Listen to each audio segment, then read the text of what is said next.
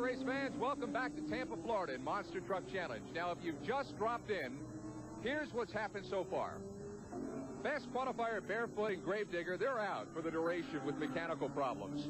It means that Carolina Crusher stays alive as the fast loser from round one. He'll go up against the truck that beat him, Taurus, and the winner of that goes to the finals. The other round two race pits Equalizer against Bigfoot. Now pay attention to how the drivers handle the turn at the end of the track. If they go too deep, they lose valuable time.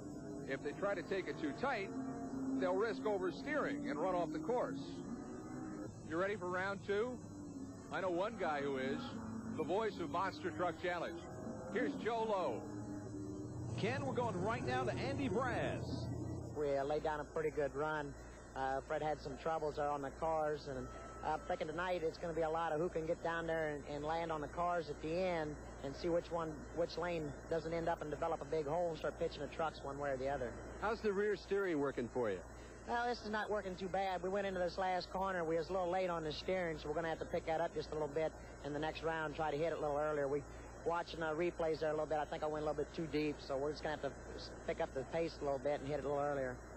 Andy's going up against David Morris. Let's go to David in the Equalizer with a tire update. I had to borrow a spare tire from someone else because on the previous run I sliced a rear tire pretty bad, and I tried to plug it, but it still wouldn't hold air, so I had to borrow one. This one going to make it? I hope so. I hope I don't split it too. It's not mine. Smiling Dave Morris in the Equalizer going up against Andy Brass and Bigfoot in Tampa. We're ready to go. Bigfoot with the lead as they both go into the turn.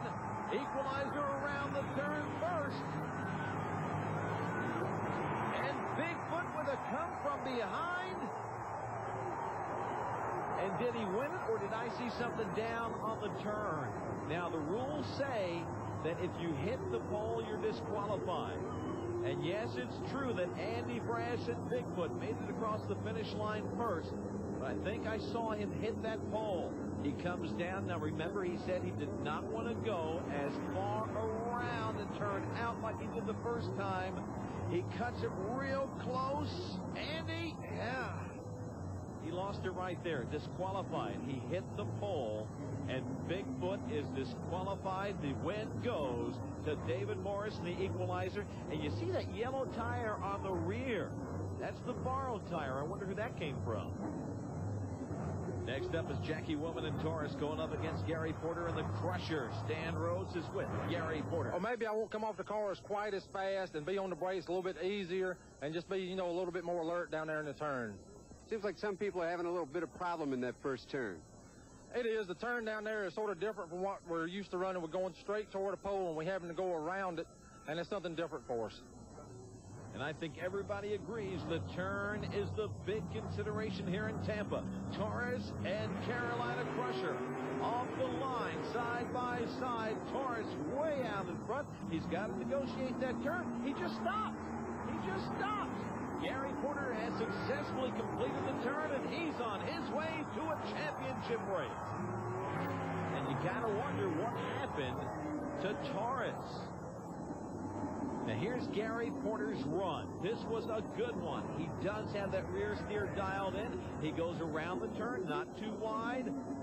Makes it around without a problem. And Taurus, you can see sitting down there all by himself. Gary pours it on, and he is in our final in Tampa. The crowd in the background loves it. And meanwhile, what happens to Taurus?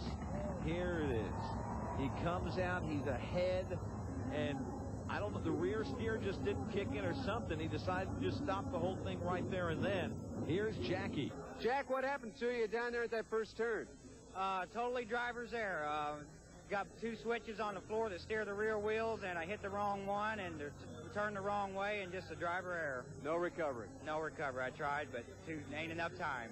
Going to try and make some sort of modification so it doesn't happen in the future?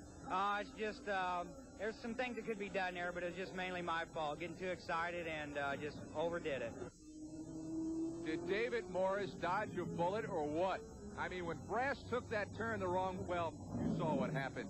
The bottom line is Equalizer is in the finals against the Carolina Crusher. I'll tell you something else about David Morris. He's running with a borrowed tire, and I think I know who lent it to him. We'll find out for sure when Monster Truck Challenge continues here on ESPN in just a moment. We're back here on Pit Road for Monster Truck Challenge, getting ready for that big final between the Carolina Crusher and Equalizer. It's coming up in a second. But right now, I want to take time out and introduce you to a guy who wowed him here in Tampa, Spanky Spangler. This is, I guess, a bungee cord jump, but there's a little bit of a variation on it. They hoist him up in the air and drop him down onto cars and vans and all kinds of stuff. Obviously, don't try this at home, but please right now watch an artist at work, Spanky Spangler.